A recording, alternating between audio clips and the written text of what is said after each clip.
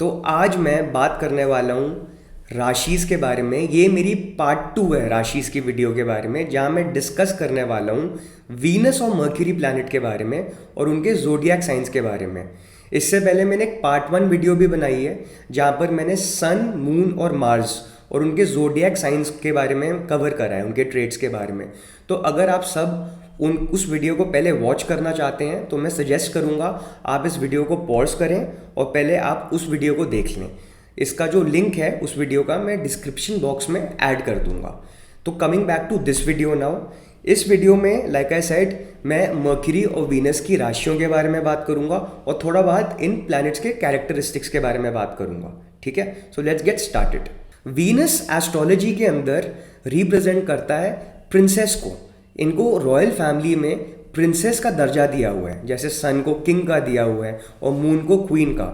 तो Venus represent करता है हमारे स्पाउस हो गया, गर्लफ्रेंड हो गया, हमारी जितनी भी फीमेल्स इन जनरल हो गई, वो सब वीनस है। Venus basically represents all the luxury, comforts and beauty in life. अब जैसे अगर मैं इस कमरे में बैठा हूँ और एयर कंडीशनर चल रहा है तो वो वीनस है। Anything that is cherry on the cake, that is Venus. Now coming to the paradigm of राशीज, तो उसमें वीनस को 2 राशीज की रूलरशिप अलॉटेड है, that is Taurus and Libra. तो बात करते हैं टॉरस राशि की। तो टॉरस राशि का एलिमेंट हो जाता है अर्थ और इसका जेंडर हो जाता है फीमेल। तो ये बेसिकली वीनस की एक इमोशनल फीमेल साइड आ जाती है।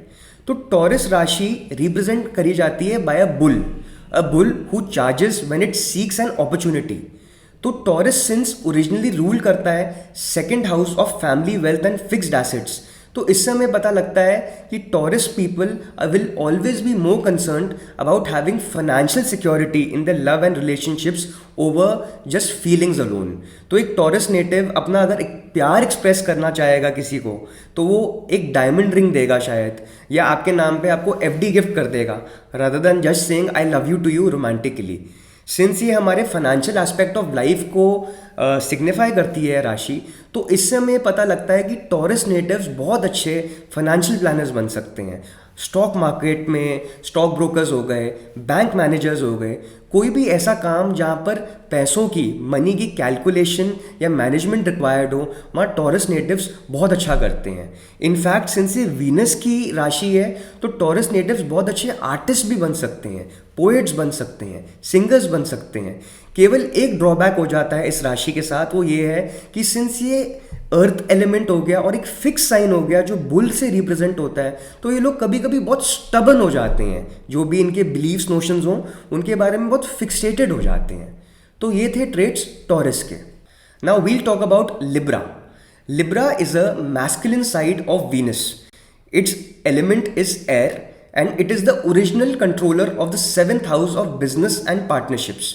So it tells us कि Libra natives business oriented होते हैं, they do very well in business. अब सिंस लिब्रा की राशि एक एयर क्वालिटी सिग्निफाई करती है एलिमेंट में, तभी लिब्रा नेटिव्स हाईली इंडिपेंडेंट होते हैं। जैसे हवा, वायु कहीं पे भी इजीली पेनिट्रेट कर जाती है, उसी तरीके से लिब्रा नेटिव्स किसी भी मार्केट में बहुत होशियारी से पेनिट्रेट करके अपने लिए अपॉर्चुनिटी सीख कर लेते हैं। The only drawback with Libra natives is कि वो अपने वर्क लाइफ बैलेंस में हमेशा बैलेंस सीख करना चाह रहे होते हैं और अक्सर इस बैलेंस को सीख करने में नाकामयाब हो जाते हैं, फेल हो जाते हैं और इससे वो फिर थोड़े फ्रस्ट्रेट हो जाते हैं। अब मैं बात करूँगा प्लैनेट मर्क्यूरी के बारे में। तो मर्क्यूरी को हम हिंदी में बुध देव भी कहते हैं। इसको रॉयल फैमिली के स्टेटस में एक प्रिंस का दर्जा दिया गया है। तो अब हमें प्रिंस से क्या समझ आता है? इससे ये समझ आता है कि प्रिंस एक हाईली इंपॉर्टेंट और अथॉरिटेटिव फिगर तो है, बट फिर भी राजा जितना इंपॉर्टेंट नहीं है।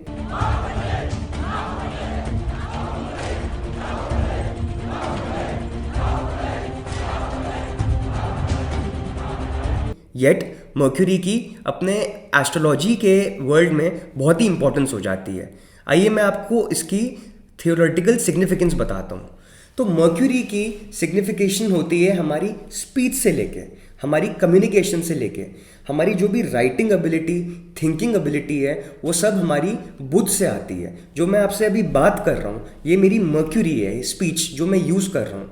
हमारे बर्थ चार्ट में जो मर्क्यूरी हमारा जिस भी राशि में बैठ जाता है और जिस भी घर में बैठ जाता है, हमारी जो कम्युनिकेशन होती है उन्हीं एरियाज और उन्हीं ट्रेड्स के बारे में हो जाती है।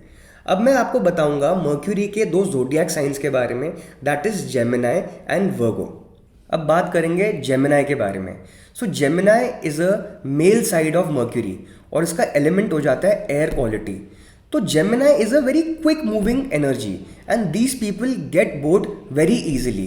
Since this Gemini Rashi is the original ruler of the 3rd house, which represents our communication, social media and networking skills.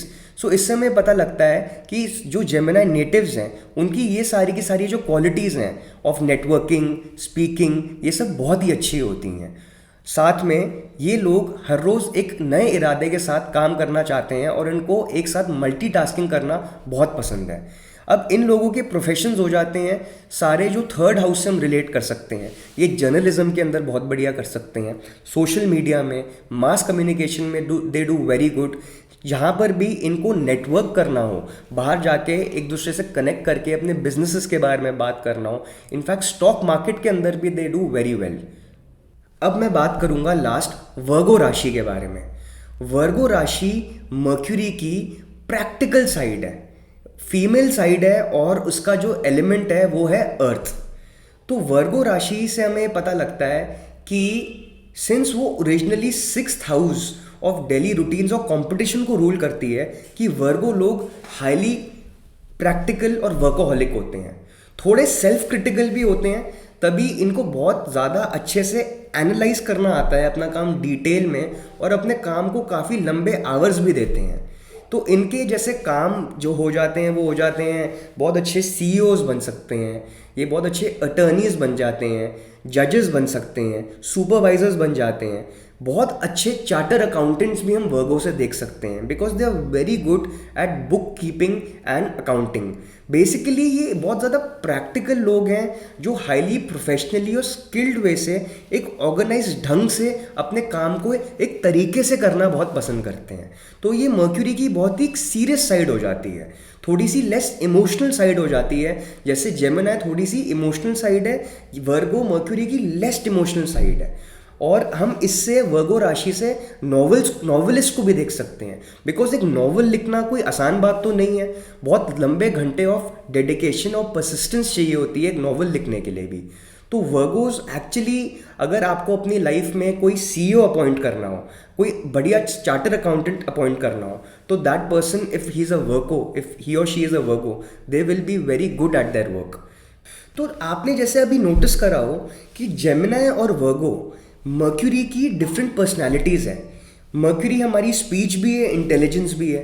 तो जो जेमिनी एस्पेक्ट हो गया वो मर्क्यूरी के कम्युनिकेटिव एबिलिटी को रिप्रेजेंट करता है, और वर्गो एलिमेंट जो एस्पेक्ट है वो मर्क्यूरी के इंटेलेक्ट एलिमेंट को रिप्रेजेंट करता है। उसी तरीके से जो वीनस की राशियाँ हो गई टॉरस और लिब्रा, वो भी कहीं ना कहीं वीनस को ही एज अ होल डिफाइन कर रहे हैं। अगर मैं वीनस के टॉरस एलिमेंट की बात करूंगा तो जितनी भी फाइनेंशियल एस्पेक्ट हो गई, sense of security, financial wellbeing, वो वीनस की टॉरस एलिमेंट में आ गई। और वीनस का जो रिलेशनशिप एस्पेक्ट हो गया, बैलेंस सीख करना, बिजनेस ओरिएंटेड देखना, वो वीनस का लिब्रा साइड में आ गया। तो अभी तक मैंने कवर करा पार्ट 1 में सन, मून और मार्स के ज़ोडिएक साइंस को। ये करंट वीडियो पार्ट 2 में मैंने कवर करा वीनस और मर्क्यूरी के ज़ोडिएक साइंस को, और अगली वीडियो के अंदर मैं कवर करूंगा जुपिटर और सैटर्न के ज़ोडिएक साइंस के बारे में। तो अगर आपको मेरी वीडियो का कंटेंट पसंद आया तो मेरी वीडियो को प्लीज़ लाइक करिए, और अगर आप मेरे आने वाले फॉलोइंग वीडियोस से अपडेटेड रहना चाहते हैं तो मेरे चैनल को सब्सक्राइब करिए।